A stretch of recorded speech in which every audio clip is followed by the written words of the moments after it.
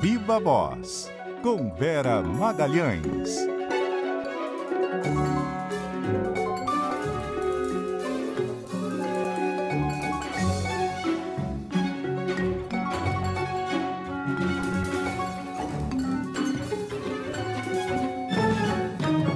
Vera Magalhães, muito boa noite, tudo bem? Oi, Débora, boa noite para você, para Carol, para os ouvintes, para quem nos assiste.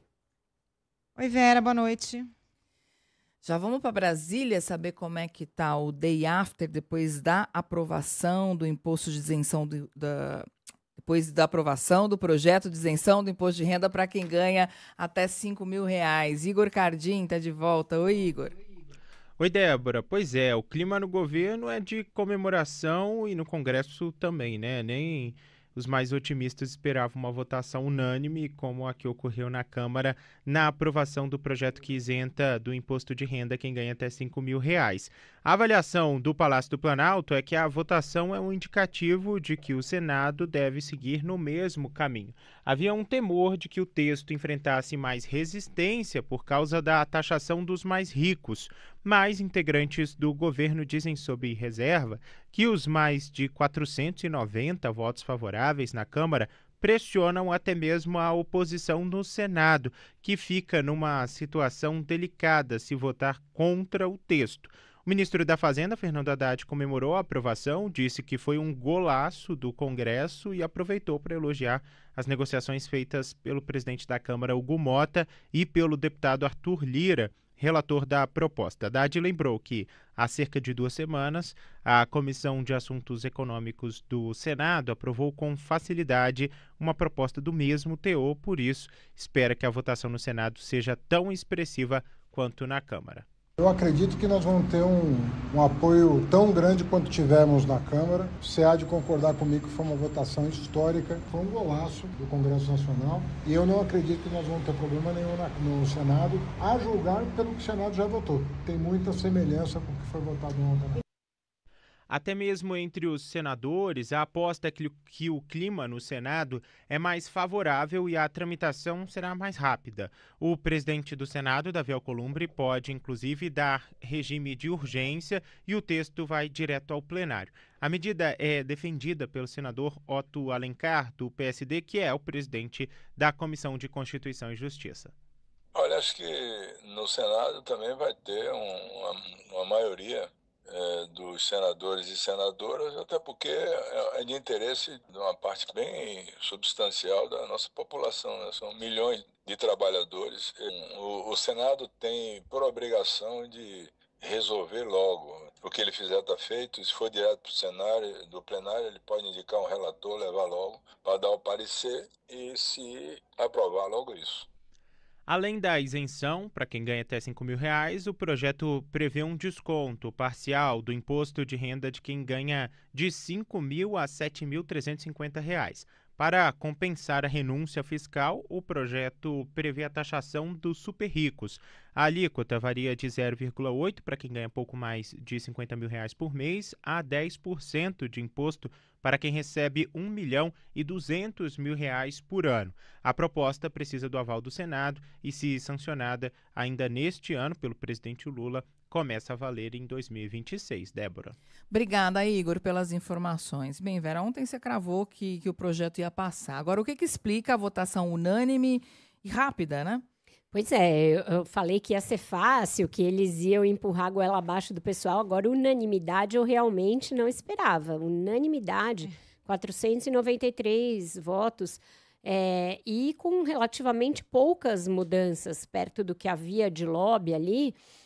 Foram poucos os que conseguiram emplacar uma mudança importante em relação ao agronegócio, que esse é um dos lobbies mais ali bem articulados, né, do Brasil, e dentro do Congresso especialmente forte, e outra é relativa à mudança para envio de lucros e dividendos de fundos de pensão estrangeiros.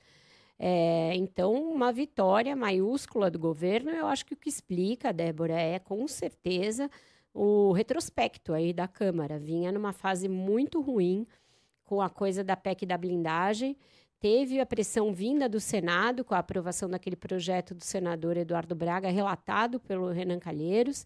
Então, teve uma pressão vinda de todos os lados sobre a Câmara, que recaiu muito fortemente sobre o deputado Arthur Lira, relator do projeto. Hoje ele deu uma entrevista na Globo News, que estava até sendo reprisada agora aqui, e você vê que o semblante dele não é de quem está super feliz com a aprovação de um projeto por unanimidade que ele relatou. Ele esperava que esse projeto fosse ter que ser mais negociado com o governo, que talvez houvesse mais intervenções dele dentro do texto do que no final foram feitas. É só pegar o histórico de negociações dele. Ele antes dizia, olha, eu não garanto essa compensação, não garanto, e aí a taxação de quem ganha acima de 100 mil acabou passando sem alteração. Então, eu acho que a pressão de fora, tanto a da rua quanto a do Senado, teve um grande impacto sobre a Câmara e explica em muito essa votação nessas circunstâncias. Vera, o texto teve algumas pequenas alterações, né? O deputado Arthur Lira incorporou ali algumas emendas, 3 emendas. O governo vai tentar restabelecer isso no Senado? Chega a descaracterizar de alguma forma o projeto original? Carol, para outra surpresa minha, o dia hoje foi cheio de surpresas, né? Achei que eu ia encontrar o governo reclamando, isso desidrata a matéria e isso leva a uma perda de X bilhões, e aí não. A reação que eu encontrei de autoridades da Fazenda é de que ficou de bom tamanho, de que tinha uma certa gordura, de que o projeto está muito redondo, e meio que, se ficar desse jeito no Senado, não vai ter reclamação, não. Acho que eles tinham mais medo que fosse desidratada a cobrança do adicional de IR para outra ponta ali dos rendimentos, de quem ganha mais ali dinheiro ao ano. Mas não, estavam achando que está tudo certo. Eu acho que o governo pode tentar, em outras ocasiões, em outros projetos, tentar estabelecer essa questão aí dessa cobrança sobre envio de lucros e dividendos por esses fundos aí.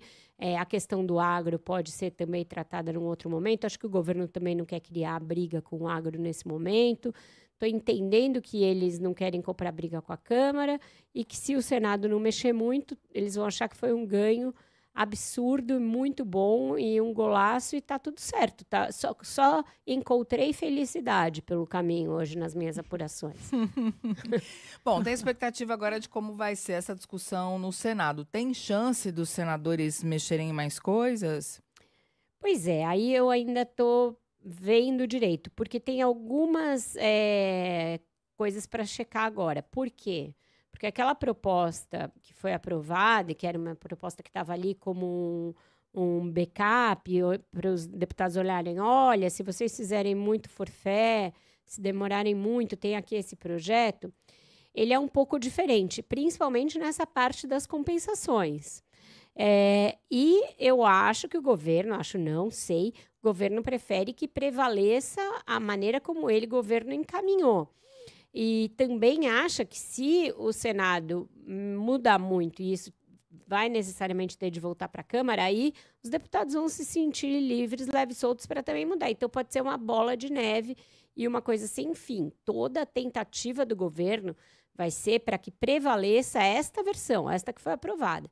Será que, diante disso, o senador Renan Calheiros vai criar algum tipo de complicação, algum tipo de problema, por conta da desavença histórica que ele tem com o deputado Arthur Lira? Aí isso pode virar um enrosco para o governo. O que era uma vantagem, o que era um trunfo, pode se tornar um revés, pode se tornar uma desvantagem, se o Renan for fazer questão que prevaleça o projeto dele / Eduardo Braga, e não esse que vem da Câmara. Então, agora, o governo, que até aqui contou com muita ajuda, um empurrãozão do Senado para suas pautas, tanto para arquivar a PEC da blindagem, quanto para aprovar esse projeto e, com isso, pressionar a Câmara, vai ter de convencer os senadores do seguinte: olha, vocês foram maravilhosos, não teríamos chegado aqui sem a ajuda de vocês, porém, é importante que prevaleça o nosso projeto e não o de vocês. É uma certa ginástica, mas para isso contribui o fato de que o senador Renan é um aliado, o Eduardo Braga é um aliado, e o Davi Alcolumbre tem sido um importante aliado e vai ser aquinhoado com mais coisas no governo. Ele está prestes aí a levar o Ministério do Turismo, além dos outros que ele já detém, sobre os quais ele já tem influência, a coisa da margem equatorial está andando, então tem muitas áreas, muitos setores em que ele e o governo estão afinados. Então, a aposta maior é que vai dar tudo certo e que vai ser votado rapidamente no Senado, até para o Senado manter essa fase aí que ele está bem com a galera, é a casa ali que o povo brasileiro pode contar. Então, o governo acredita que isso vai impulsionar e o projeto vem de lá embalado e segue embalado. Ô Vera, para o governo, claro que foi essa enorme vitória, mas a oposição também votou a favor, né? Foi uma votação unânime. É difícil ficar contra um projeto popular dessa forma? Acho que foi isso, Carol. Acho que eles sentiram que estavam ali batalhando contra moinhos de vento em muitas frentes, e muitas batalhas inglórias, muitas batalhas impopulares. E acho que o que eles tinham de tentativa para fazer aí era aquela que eles tentaram até anteontem, que era, vamos aumentar aí, né? Já que é para isentar, vamos isentar quem ganha até 7 mil, 10 mil. E aí acho que o Arthur Lira teve de chegar para eles e falar, meus amigos, não vai dar para fazer essa gracinha, não vai dar para fazer essa brincadeira. E aí eles ficaram na seguinte situação, ou faz uma obstrução, vota contra, o que seria altamente impopular, com o eleitorado de todos eles, ou aceita que dói menos. E aí acho que optaram pelo aceita que dói menos. Não sei se estão contando que, uma vez eles tendo contribuído para esse projeto, podem ter ali uma volta daquela ideia da anistia, algum segundo capítulo para esse projeto, com o beneplácito do Arthur Lira e do Hugo Motta, mas a gente sabe que essa é uma proposta que está muito marcada para morrer. Se não morrer no Senado, morre no Supremo. Então, também não é um caminho simples esse da oposição daqui por diante. Agora, Vera, tanto Lula quanto os ministros têm feito acenos à Câmara. Do que eles estão em busca? De uma recomposição de longo prazo? Isso é viável? Sim, é disso. E eu acho que o Lula, nessa maré de sorte que ele anda, ele tem um caminho aberto para isso. Ele ligou para o Hugo Motta logo depois da aprovação do texto, eles almoçaram no início da semana, naquele dia que o Arthur Lira almoçou com a Frente Parlamentar do Agro, o Hugo Motta almoçou com o presidente. Eu acho que o momento de fragilidade do presidente da Câmara, o governo soube ser ali aquele amigo que acolhe. E isso acho que surtiu algum efeito, né? O presidente da Câmara, numa maré muito ruim de popularidade, de imagem, o governo não ficou ali fustigando. Pegou e falou, não, o Hugo Motta é nosso aliado, vem aqui, vamos conversar e tal. E isso pode, sim, ter um efeito de longo prazo na linha de que uma mão lava a outra. Para a Câmara também é bom ter aprovado esse projeto. Ele não tinha nenhuma marca na presidência dele da Câmara até aqui. E com isso agora tem. Sob a sua presidência, as pessoas vão ter deixado de pagar imposto de renda. Muitos milhões de pessoas vão parar de pagar imposto de renda. Isso não é pouca coisa, é muita coisa. E aí, para ele, eu acho que foi uma espécie de uma tábua de salvação que foi jogada. Já estava lá, claro, o projeto. Mas o momento ali, o timing, foi propício para o presidente da Câmara pôr a cabeça para fora da água. Então, eu acho que nessa linha de uma mão lava a outra, pode sim gerar ali algum tipo de aliança mais duradoura, algum tipo de ganho incremental ali, de longo prazo para o governo em termos de bom trânsito na Câmara. Agora esse projeto vai ter vários pais, né, Vera? Filho bonito todo mundo quer, né? Todo mundo vai dizer que tem só digital. O Lira vai dizer que foi ele que foi o relator, o Hugo Motta vai dizer que ele era o presidente da Câmara, o governo também vai querer capitalizar. Filho bonito todo mundo quer. É isso aí, é uma paternidade coletiva. E o governo está dizendo que está tudo bem. Eu achei isso inteligente também. Se você olha as entrevistas do Haddad, do Lula, é tudo naquela linha. Foi um gol do Congresso, um golaço do Congresso, da Câmara e tal, não estão nem querendo muito a paternidade para eles, porque isso vai vir lá na frente, na campanha, o seu Sidônio vai tratar de, né, bater todos os bumbos e caixas e outros instrumentos de percussão de que foi o Lula que fez isso. Mas, por hora, deixa para o Lira, deixa para o Mota, deixa todo mundo pegar o bebê no colo, dizer que é lindo e que está tudo certo. É isso, é o jogo político. Ô, Vera, vamos falar de um outro assunto. Enfim, a proposta também deve começar a tramitar no Congresso, que é aquela proposta de emenda constitucional da reforma administrativa, né? O deputado Pedro Paulo, que é o relator, finalizou esse texto. A Karen Lemos tem os detalhes para a gente em São Paulo. E Karen, boa noite. Boa noite, Carol, Débora, Vera e também aos ouvintes. Pois é, o deputado Pedro Paulo, que é o relator, finalizou essa versão da PEC, proposta de emenda à Constituição, que deve ser protocolada ainda hoje na Câmara dos Deputados. E esse texto tem medidas, traz medidas como, por exemplo, uma tabela única de remuneração para todos os entes federais. Aí, o que seria isso, né? Explicando aqui. O piso será o salário mínimo e o teto vai corresponder ao limite constitucional. No âmbito federal, por exemplo, esse limite é o salário de um ministro do Supremo Tribunal Federal, que atualmente é de R$ 46.300. Há também uma proposta de escadinha, uma espécie de escadinha, para prefeitos que ficam atrelados ao salário de governador e variam de acordo com o tamanho da cidade. Então, por exemplo, assim, estabelece tetos menores para municípios de pequeno porte. Outro ponto é a criação de metas obrigatórias de desempenho para servidores, que vão passar a ser submetidos a avaliações periódicas, né, a depender da tramitação dessa PEC, claro. E os que forem bem avaliados vão receber bônus de resultados. Só que esses bônus não podem ultrapassar o equivalente a 2 remunerações extras por ano. E pode chegar aí a 4 no caso de ocupantes de cargos de comissão e também aqueles de confiança, né? Cargos de confiança. O texto prevê também o fim de privilégios, como férias acima de 30 dias e licença-prêmio, além de limitar em 10% os auxílios de alimentação, saúde e transporte, que a gente chama aqui de penduricalhos, né, na linguagem formal, para quem recebe acima de 90% do teto constitucional. Além disso, a proposta traz uma revisão anual dos gastos do executivo, que pode ajudar muito aí, né, no orçamento, quando votarem o orçamento do governo, e o fim da aposentadoria compulsória para juízes. O próximo passo dessa PEC é coletar assinaturas para dar entrada na matéria. O Pedro Paulo já está fazendo isso, já está buscando essas 171 assinaturas necessárias, e a previsão é que a reforma vá a plenário no mês de novembro. Carol? Obrigada, Karen. A gente vai conversar logo mais com o deputado Pedro Paulo. Mas você acha, Vera, que tem clima para tramitar esse projeto? Já estamos aqui em outubro, num ano de turbulento, né, no Congresso Nacional. É um projeto importante, mas que enfrenta resistências, né? Mexe com interesses de diferentes categorias, né?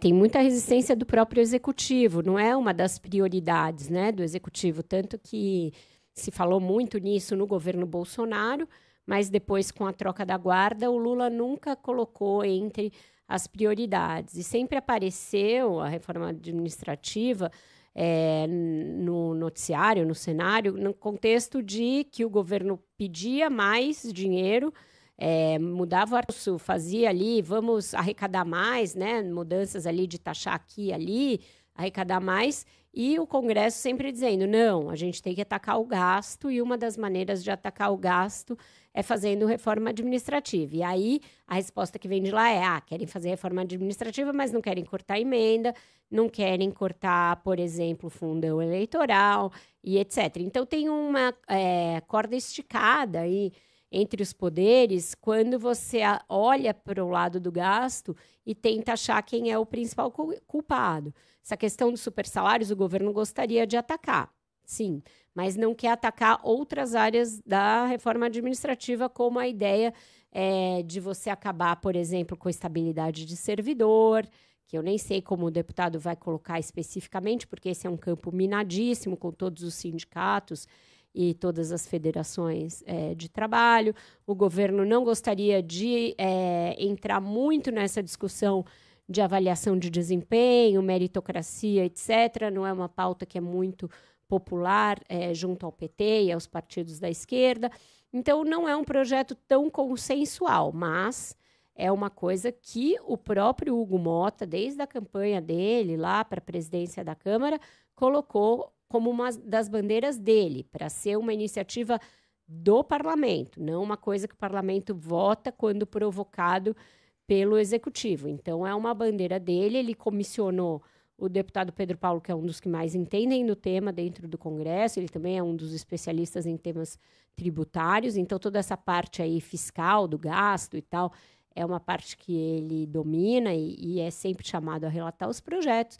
Então, eu acredito que dentro desta ideia do Hugo Motta de virar a página dos problemas e das pautas ruins, ele vai abraçar essa ideia da reforma administrativa. Se vai encontrar acolhida lá no judiciário, que tem um grande problema com essa coisa dos penduricalhos, dos supersalários, etc. E lá do outro lado, no Palácio do Planalto, onde a gente sabe que o governo também não acha que essa é a solução dos problemas, aí eu já não sei. Mas o presidente da Câmara vai tocar, vai pôr para votar, eu acredito. A gente vai poder tirar toda a teima logo depois do intervalo do Repórter CBN, porque o deputado Pedro Paulo vai ter a gentileza de conversar com a gente sobre isso, né, meninas? Pois é, a PEC tem 520 páginas. Na verdade, a reforma administrativa vai contar com 3 processos. Uma PEC, um projeto de lei e um projeto de lei complementar.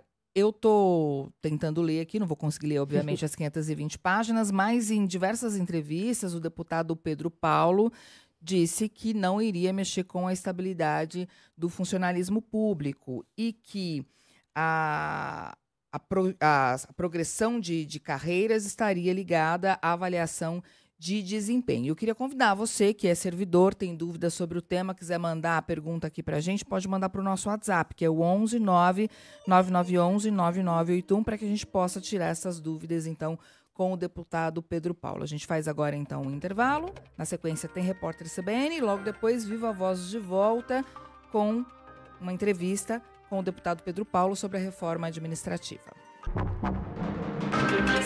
São 6h32. O Viva Voz está de volta, como a gente anunciou antes do intervalo, recebendo o deputado Pedro Paulo, do PSD do Rio de Janeiro, que está entregando a proposta de reforma tributária reforma administrativa que vai começar a ser discutida. É tanta reforma que a gente se confunde. Boa noite, deputado. Obrigada por ter aceitado o nosso convite.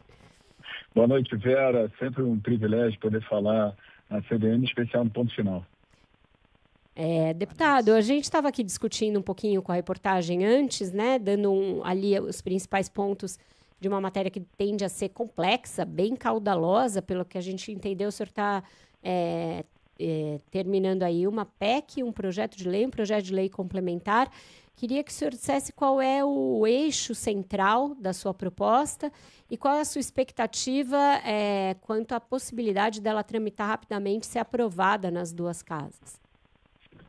Bom, Vera, o eixo principal dela é construir um marco legal para que nós possamos ter na administração pública um Estado mais eficiente, um Estado que olhe para resultados, um Estado que entregue mais rápido e com maior qualidade resultado para as pessoas, né, que são os nossos principais clientes.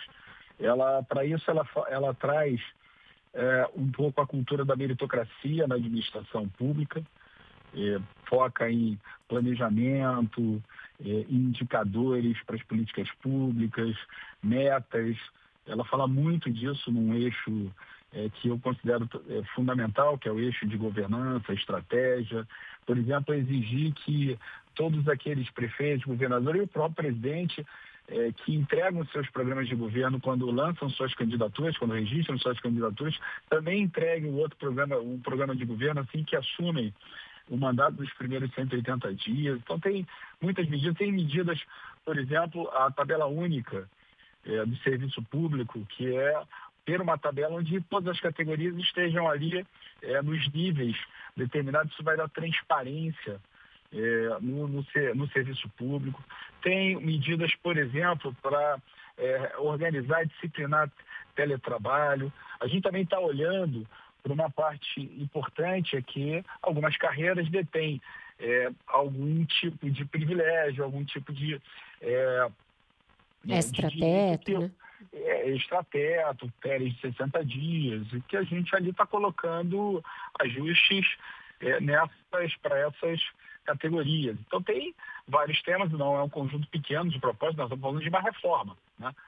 A encomenda foi uma reforma administrativa, atualizar um pouco a administração pública. Então ela tem um conjunto de 70 propostas, ela, como você bem disse, o termo é caudalosa, ela tem ali muitas áreas de ação.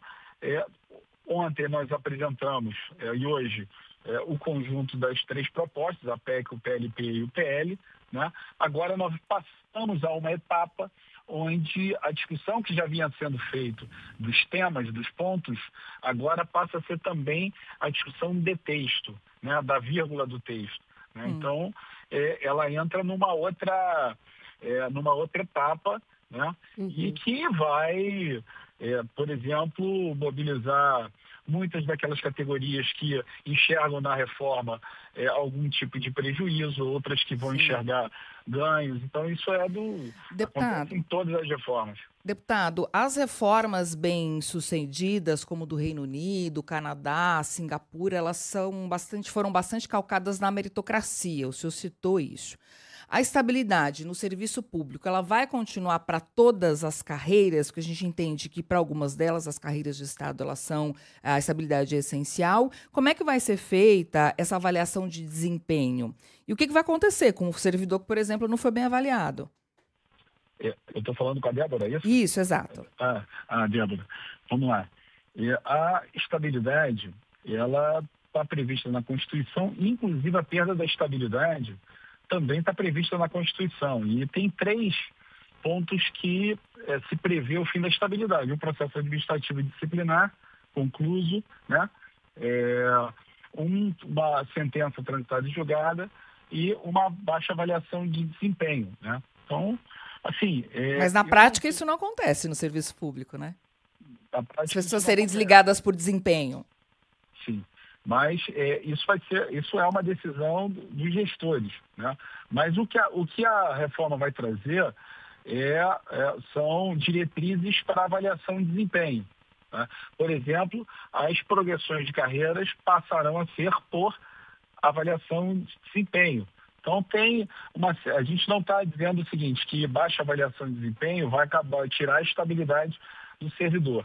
Tá? Mas o que a reforma traz, por exemplo, é um conjunto de incentivos e um conjunto também de indicadores para que você possa distinguir aquele servidor que se esforça mais, que entrega mais, que se dedica mais, que consegue produzir mais resultado daquele que está acomodado ou daquele que está ali enrolando. Então, a reforma traz, a meritocracia traz isso. Quando a gente fala, por exemplo, de bônus de resultado, para aqueles servidores que se destacam, eu não estou dizendo em prêmios, bônus para todos igualmente, eu estou falando para aqueles que tem ali, que vai ter um modelo ali de atingimento de meta, e aquele que se diferenciou vai receber mais do que outro, até isso distribuído em uma folha a mais de salário. Então tem todo um modelo que está sendo trazido de meritocracia, exemplo desses países que fizeram avançar a sua administração pública, ela pudesse entregar mais rápido, né, e com maior qualidade a partir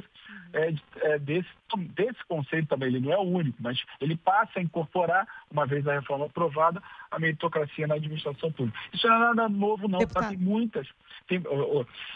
Débora, tem muitas administrações que já fazem isso, tá? Aqui na cidade do Rio de Janeiro, a Prefeitura do Rio faz isso, Salvador faz isso, Rio Grande do Sul faz isso, Mato Grosso do Sul, São Paulo tem algumas áreas que tem esse modelo de meritocracia muito bem implementado e que funcionam muito, e a gente olhou para todos esses modelos de sucesso. Deputado, agora, Carol, falando boa noite para o senhor, queria saber como é que está esse processo aí de coleta de assinaturas e se o senhor acredita que vai ter clima para a votação desse projeto que é tão complexo ainda nesse ano. A gente já está aí no começo de outubro, foi um ano bastante conturbado no Congresso Nacional, né? Qual é a sua expectativa?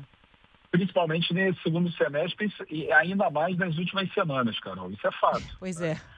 Então, assim, não é eu diria que tem a Câmara está sensível, né?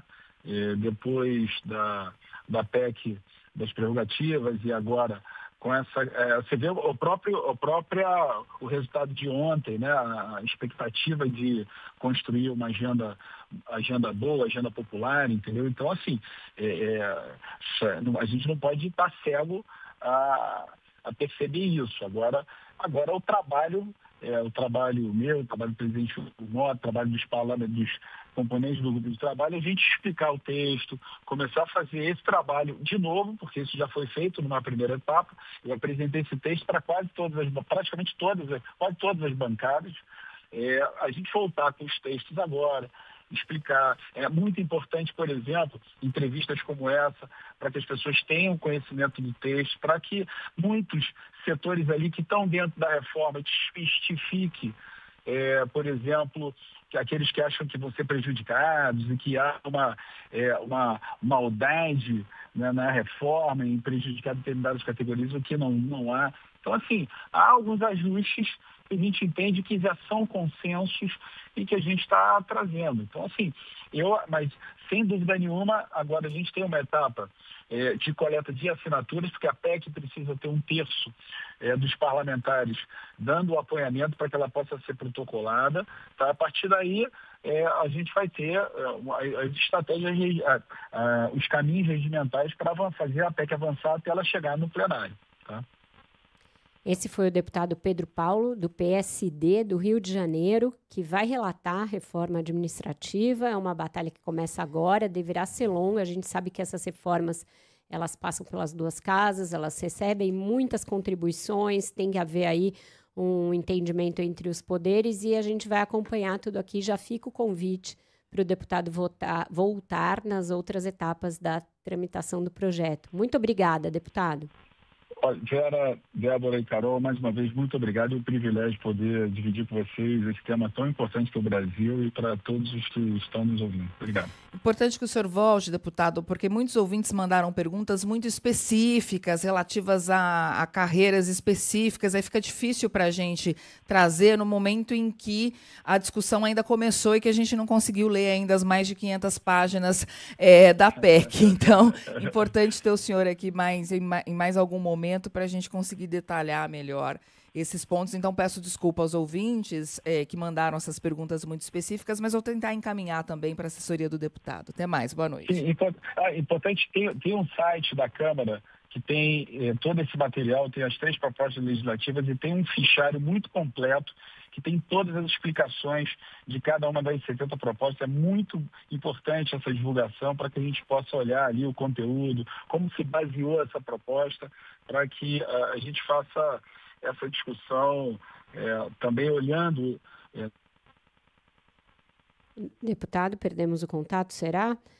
Parece que caiu a conexão dele, mas só trazendo aqui, se você clicar em infográficos.câmara.leg.br/reforma administrativa, tem esse site que o deputado estava falando. Ele está de volta aqui e vai poder se despedir. Já retomamos o contato, deputado, pode falar. Não, obrigado. Vocês já divulgaram o site e ali tem todas essas informações, tem esse conjunto de detalhamento de cada uma das 70 propostas. É isso. Então tá bom. Muito Boa obrigada. noite. Até a próxima. Vamos para mais um breve intervalo e voltamos já com Viva Voz. Viva Voz de volta. Samantha Klein também de volta com mais informações sobre a situação de Carla Zambelli. Oi, Samantha. Oi, Débora. A licença de 127 dias do mandato de Carla Zambelli termina hoje, enquanto está tramitando na CCJ da Câmara um processo de cassação do mandato dela. A parlamentar, lembrando, saiu do Brasil depois de ser condenada a 10 anos de prisão em maio pelo STF e pediu afastamento de 120 dias e outros 7 dias para tratamento de saúde. Lembrando que depois de ser incluída na lista da Interpol, Carla foi presa em julho e ela está aguardando a deliberação das autoridades sobre a extradição. quanto a esse processo, esse caso de extradição, o advogado Fábio Pagnosi disse agora à tarde que acha muito difícil que ele não seja completo e que isso pode acontecer nos próximos dias. Ele também afirmou que vai pedir ao presidente Hugo Motta que Carla assuma o mandato de forma remota. E a intenção dele é utilizar a estrutura de gabinete. Neste momento está o deputado Coronel Tadeu, que é um suplente, e aí ela teria, segundo ele, possibilidade de assumir esse mandato remoto enquanto ele não pede uma nova licença de saúde. Tem acesso ao telefone, mas e-mails ela tem acesso. Então, a gente vai precisar estudar essa questão do regimento interno, porque é uma questão muito nova, né? Mas, teoricamente, ela teria como, porque ela tem ali o chefe de gabinete, ela tem assessores, ela pode indicar alguém para ficar no lugar dela. É isso que a gente está estudando. Vamos ver o que o Hugo Motta vai liberar. No entanto, me disseram em off que essa possibilidade é praticamente zero e o mais provável é que Carla reassuma o mandato e passe a levar faltas, assim como vem ocorrendo, por exemplo, com o deputado Eduardo Bolsonaro, que está nos Estados Unidos. Já o relator do processo de cassação de Carla Zambelli, o deputado Diego Garcia, ainda não apresentou parecer para o caso depois de ouvir as testemunhas arroladas pela defesa. Ela também prestou depoimento por videoconferência na semana passada e Diego Garcia pediu ainda ao presidente do colegiado, Paulo Aze, que o Supremo derrube o sigilo do processo antes de encerrar as diligências e apresentar o relatório para o caso dela. Por outro lado, com o fim da licença de Zambelli, passam a contar essas faltas e sempre lembrando que, conforme o regimento da Câmara, há previsão de perda de mandato caso essas ausências injustificadas ultrapassem mais de 1/3 das sessões em um ano. Essa contagem deve ocorrer somente por volta de abril do ano que vem. Com vocês.